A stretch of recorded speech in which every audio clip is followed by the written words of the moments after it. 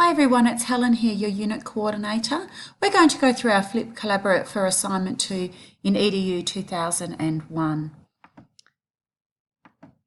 So here is our assignment information. So it is an essay, which is a little bit different to the folios that we've been doing for our first two assignments. The word limit is 2,000 words, plus or minus 10%, and it is worth 40%, and it is due in week 12. Just on that note, we have a really tight turnaround of 10 days for marking. So if you do require a long extension supported by medical evidence, then there may be the issue of your grades not being released on time. So I'd really recommend that you get started on this quickly so that you can ensure that your grades are all released and finalised in time for the next teaching period. So if we have a look at our assignment details, so as I mentioned before, it is an essay and you must select either a holistic or integrated literacy program covered in week 9 and compare it to a standalone literacy program covered in week 10. So that's your non-negotiables there. You have to either choose a holistic or integrated literacy program, and you must choose the standalone literacy program covered in week 10. You must include 2 resources from each program designed to assess children's communication skills, particularly oral language, reading, writing, grammar skills and phonemic awareness. And the example resources that you select can be to support each of the literacy programs. Then you need to review and compare the 2 literacy programs and resources, make references to academic and professional sources to support your review and comparisons. And finally, you need to evaluate reading and writing strategies that are included in each literacy program and resource, describe their relationship to curriculum for the early primary context, and support your evaluation through the use of examples from the Australian curriculum and other relevant government planning documents. So that's where you could use your state curriculum documents there if you so wish. So here's our essay guidelines, and this is just a guideline. This is how you might like to structure your essay. We're going to be looking for explicit connections to the programs you choose. So standalone and either holistic or integrated, plus examples of these as well as 2 resources. And these are both going to be assessment resources. And make sure that we are specific when you are making those examples as well, really important. And like I mentioned before, the total word count is 2,000 words. And remember, your in-text citations are included in that, but not your end of essay reference list. And it is recommended that you follow the TEAL format for essay writing, and you can check the student portal if you're unsure of that. And there's also some information in the Padlet as well that could help you in regards to that.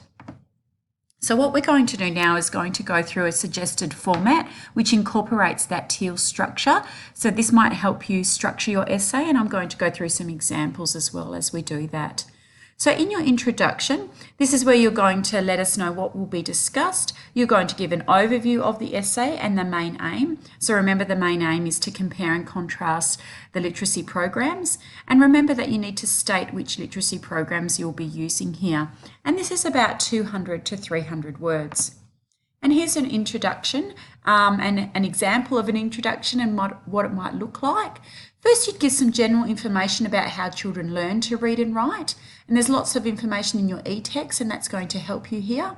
And then you could do an example that gives a clear overview of what will be discussed in your essay. For example, this essay will describe and compare 2 literacy programs and resources designed to assess children's communication skills. The literacy programs to be compared are the standalone Reading Recovery Program. So there's your specific example there, and an integrated inquiry-based program. So I know that my example for integrated is inquiry-based. As well as the above comparison, the essay will also include the review and evaluation of the reading and writing processes and their relationship to curriculum. So there, they've summed it up nice and succinctly and explained what they're going to do in this essay. Now, in your body of your essay, you need to review and evaluate the 2 programs. So firstly, you're going to name and describe the first program. So that will be your standalone, and link it to an example. For example, it might be reading recovery.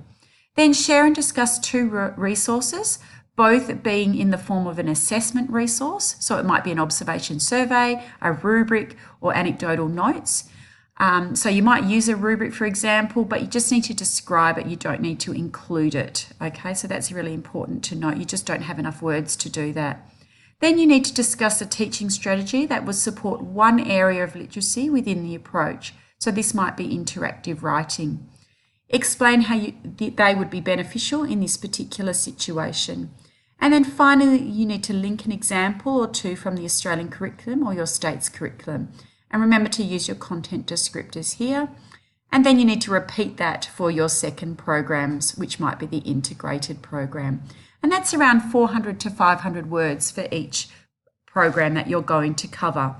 So that's a lot of information there. So I'm going to give you an example of what that might look like. So step 1, you name and describe the first program and give an example of what this might look like. So the first program to be explored is the standalone literacy program. And then they've gone on to describe what the standalone literacy program is. And then step 3, they've gone on and given an example of this program to explain a little about it. And this might look something like this. An example of a standalone literacy program is the Reading Recovery Program. Students are selected for reading recovery based on their individual measures of assessment and teacher judgment. Their classroom literacy program is then supplemented with daily one-to-one lessons of 30 minutes, and there's my reference there. And then you're going to explore 2 resources used within this program, both being assessment resources.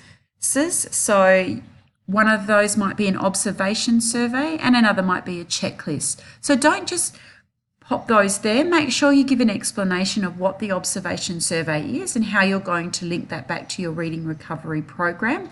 And do the same for your checklist. Don't just give the example, make sure you describe the example. That's really important for your assessment resources. There is a lot of information in the Padlet in regards to your assessment resources, so that should hopefully help you out there as well. Step 5, now you need to discuss a teaching strategy that supports one area of the literacy within this approach. So it might look something like this. A reading strategy that is beneficial in targeting each child's area of need during the reading recovery program is guided reading. Here you would explain a little about the strategy and why this strategy is beneficial. And then step 6, you need to link your program example to either the Australian curriculum or your state's curriculum. And so there you can see the green highlighted. The link is to the Australian curriculum, and how it's been mentioned that it links to multiple content descriptors. And they've given the example there of the Year 2 language content descriptor ACELA 1463, and then stated what that content descriptor is. Now, when we're talking about these lessons and these programs, we are looking at Year 1 and Year 2 students. Don't go any higher than that because that's our early primary, and that's the ones that we will be looking for. So once you've done all of that, you need to go back and do all of that again for your second program, which, for example, might be your integrated program. So hopefully that's given you a bit of an overview of what your body of your essay will look like. Then you need to compare the 2 programs. So what are the similarities and differences of your 2 programs? For example, standalone versus integrated. How do they compare? You might have a preference over one over the other, but make sure that you still use your academic writing and you keep the discussion in an academic nature. And make sure that we don't use first person there. That's really important. And that's another 400 to 500 words there. So here is what it may look like with an example. There are several similarities and differences of the 2 programs discussed. The most noticeable difference may be the fact that the integrated program is fundamentally a more collaborative program to learning, due to learning areas being integrated into one learning experience to create a more dynamic approach to developing literacy. A standalone program is a somewhat isolated approach due to the learning areas being addressed individually, and this can be viewed as explicit teaching. An integrated program combines multiple capabilities, whereas a standalone program considers one aspect of literacy, such as reading or writing within a lesson.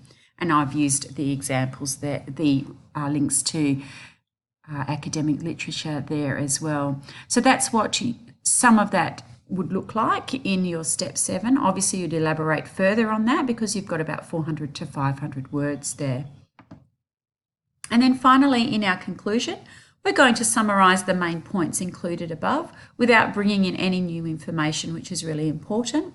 And this may be a review of the general information that you have shared and how each program could be used by teachers or in the classroom. And this is about 200 to 300 words. And here's an example. In summary, both the integrated and the standalone programs are great literacy programs which have many benefits to both students and educators.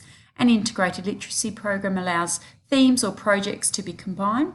Through this, students are able to make meaningful and relevant connections between the different disciplines, in addition to creating a more profound understanding of the material. Repetition between the subjects can decrease. A standalone program is different in the way that it is often seen as a segregated approach to teaching. The standalone program does not take into consideration any outside factors of the students and is purely based on its focus area of reading, writing, listening, speaking and viewing. Even though there are many differences between the two programs, they both have many qualities which will enrich the children of our future to become better readers and writers. That's a nice, succinct conclusion which sums up all the key information that you've covered in your essay. So just on that note, remember these are examples, so we're asking that you don't copy these examples. They're just to give you a guide as to how you might structure this essay and how you are going to ensure that you cover all the areas for the rubric. Remember that you can use Studiosity for this, and in fact I would say definitely use Studiosity for this one because this is our essay and this is where that you can get your feedback on your structure, your choice of language, your spelling and grammar and your referencing. Now remember that Studiosity won't address understanding of unit content or proofread your draft, but remember that it is about 24 hours, but during peak times it's 48 hours before you can get your feedback. So again, I'm just really letting you know that you need to be organised for this assignment so that you can utilise all the tools that are available to you. Don't forget to join us at our live Collaborate session. This is where we're going to discuss the essay further. You're going to have the opportunity to brainstorm and look at the standalone, holistic and integrated programs more closely. And this is where you can ask any questions you might like or you might have.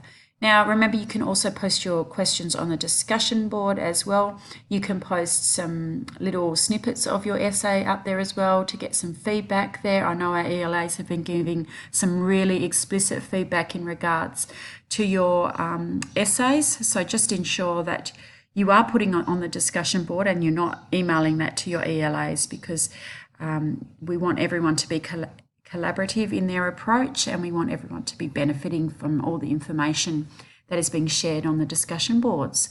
So all the very best. I hope you do really well with this assignment. Well done for getting this far and we'll see you at the live Collaborate session. Bye for now.